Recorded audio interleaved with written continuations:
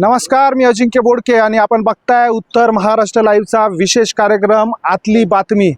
या आतल्या बातमीच्या माध्यमातून आपण याआधी अनेक आतल्या बातम्या या तुमच्यापर्यंत पोहोचवलेल्या आहेत आणि आज आपण बोलणार आहोत धुळे लोकसभा मतदारसंघाबाबत। खरं तर धुळे लोकसभा मतदारसंघ हा मागील काही निवडणुकांपासून भारतीय जनता पार्टीचा बालेकिल्ला झालेला आहे। मागच्या 2 टर्मपासून या ठिकाणी सुभाष भामरे हे प्रतिनिधित्व करतायत, तर त्याआधी प्रतापराव सोनवणे यांनी या मतदारसंघाचं प्रतिनिधित्व केलं आहे। खरं तर धुळे लोकसभा मतदारसंघामध्ये पुन्हा एकदा भारतीय जनता पार्टीने सुभाष भामरे यांच्यावरती विश्वास दाखवला आहे आणि त्यांची उमेदवारी जाहीर केली आहे। एका बाजूला सुभाष भामरे यांची उमेदवारी कट होते की काय, त्यांच्या जागी दुसरा उमेदवार दिला जातोय की काय, अशी परिस्थिती होती। मात्र सुभाष भामरे यांनी 2014 साली तिकीट मिळवताना आणि 2019 साली पुन्हा तिकीट कट होत असताना पुन्हा तिकीट मिळवत असताना ज्या आपल्या ओळखींचा किंवा ज्या लॉबिंगचा वापर केलेला होता, त्याच लॉबिंगचा वापर पुन्हा एकदा केलेला आहे आणि आपलं नाव जे आहे ते पक्क करून घेतलेलं आहे। मात्र या सगळ्या परिस्थितीमध्ये हा जो मतदारसंघ आहे, या मतदारसंघामध्ये मोठ्या प्रमाणात शेतकरी वर्ग आहे।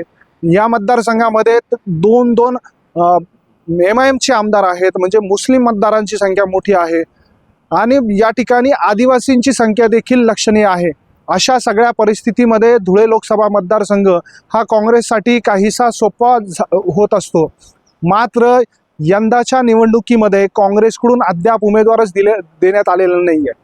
खरं कारण या मागचं काय आहे हेच आपण शोधणार आहोत। खरं तर धुळे लोकसभा मतदारसंघामध्ये भारतीय जनता पार्टीकडून सुभाष भामरे यांना उमेदवारी देण्यात आली आहे, त्यांनी प्रचाराला देखील सुरुवात केलेली आहे। मात्र दुसरीकडे भारतीय जनता पार्टीकडून कुणाल पाटील, माफ करा, काँग्रेसकडून कुणाल पाटील जे आमदार आहेत, धुळे ग्रामीणचे आमदार आहेत, त्यांच्यावरती त्यांना सांगितलं जात आहे की तुम्ही लोकसभा लढवा। खरं तर राहुल गांधी जेव्हा भारत जोडो न्याय यात्रेच्या निमित्ताने महाराष्ट्रात आले होते, तेव्हा कुणाल पाटील यांच्या घरी त्यांनी भेट दिलेली होती आणि त्याचवेळी कुणाल पाटील हे पुढचे धुळे लोकसभा मतदारसंघाचे उमेदवार असतील असं बोललं जात होतं। मात्र कुणाल पाटील यांनी काहीशी कच खाल्ल्याचं या ठिकाणी दिसून येत आहे। तर दुसऱ्या बाजूला ज्यांनी मागच्या विधानसभा निवडणुकीमध्ये पालकमंत्री दादा भुसे यांना चांगलाच घाम फोडला होता, असे तुषार शेवाळे यांच्या नावाची देखील चर्चा आहे।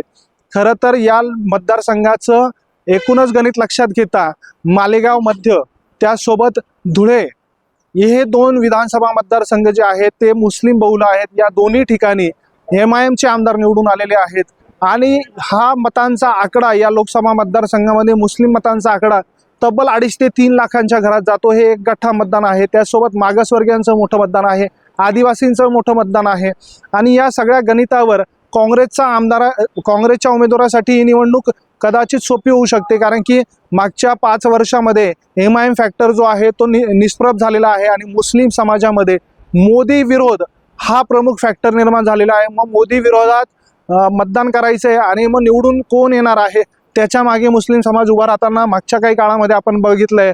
मग ते काही तेलंगणा असेल, कर्नाटक असेल, अशा राज्यांमध्ये देखील आपण बघितलेलं आहे। त्यामुळे मुस्लिम समाज यावेळी काँग्रेससोबत जाईल। मात्र काँग्रेसकडून उमेदवारी घेण्यासाठी कोणीही प्रबळ दावेदारी करत नाहीये, प्रबळ आपलं इच्छा दाखवत नाहीये। खरं तर याच्या मागे अनेक कारणं सांगितली जात आहेत, मात्र त्यामधलं प्रमुख कारण म्हणजे भारतीय जनता पार्टीला खुला विरोध नाही करायचा, अशी बोटचेपी भूमिका या ठिकाणचे जे इच्छुक आहेत किंवा या ठिकाणचे जे दावेदार आहेत किंवा पक्षाकडून ज्यांना विचारणा केली जाते त्यांच्याकडून होते। प्रामुख्याने कुणाल पाटील असतील, तुषार शेवाळे असतील, असे तगडे उमेदवार या ठिकाणी काँग्रेसकडे आहे। मात्र हे दोन्ही उमेदवार कुठेतरी कच खात आहे आणि त्यामुळेच काँग्रेस अजूनही धुळे लोकसभा मतदारसंघातला उमेदवार जाहीर करत नाहीये किंवा त्यांना तसा उमेदवारच सापडत नाहीये। खरं तर धुळे लोकसभा मतदारसंघ हा काँग्रेससाठी बऱ्यापैकी सोपा झालेला असताना तो हातातून गमावण्याची वेळ काँग्रेसवर येईल का, अशी परिस्थिती या ठिकाणी उभी राहते। आणि दुसऱ्या बाजूला सुभाष भामरे यांच्याबद्दल असलेली प्रचंड मोठी अँटी इन्कम्बन्सी, तरी सुद्धा सुभाष भामरे पुन्हा एकदा हॅट्रिक करतील अशी परिस्थिती काहीशी निर्माण होत आहे। मात्र अद्यापही वेळ निघून गेलेली नाही आहे। काँग्रेसने येणाऱ्या काही दिवसामध्ये जर आपला उमेदवार जाहीर केला आणि तो तगडा उमेदवार जर असेल तर या ठिकाणी खूप चांगली लढत होऊ शकते आणि पुढे आपल्याला काहीसं वेगळं चित्र बघायला मिळू शकतं। ही माहिती आपल्याला कशी वाटली ते कमेंट बॉक्समध्ये कळवा। त्यासोबत आमच्या यूट्यूब चॅनलला सबस्क्राईब करायला विसरू नका। तुम्ही हा व्हिडिओ जर फेसबुकच्या माध्यमातून बघत असाल तर आमच्या पेजला लाईक आणि फॉलो करायला विसरू नका। त्यासोबत ट्विटर आणि इंस्टाग्रामच्या माध्यमातून आमच्याशी जोडले जा. धन्यवाद.